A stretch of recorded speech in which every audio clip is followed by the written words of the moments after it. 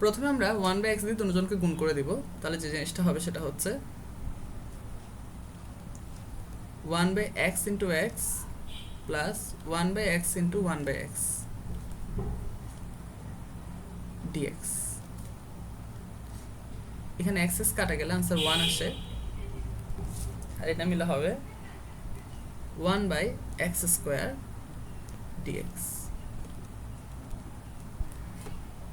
1 plus x স্কয়ারকে লেখা যায় x inverse 2 dx।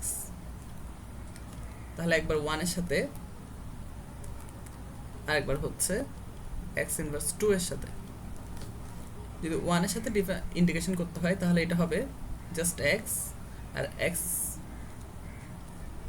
x inverse 2 এর সাথে বা এটার সাথে করলে হবে x minus 2 plus 1 minus 2 plus 1। এটা সূত্র। আমি যদি x to the power n কে ইন্টিগ্রেশন করি তাহলে যেটা হবে সেটা হচ্ছে x to the power n plus 1 divided by n plus 1 plus c। এটা হচ্ছে ইন্টিগ্রেশনের সূত্র, প্লাস c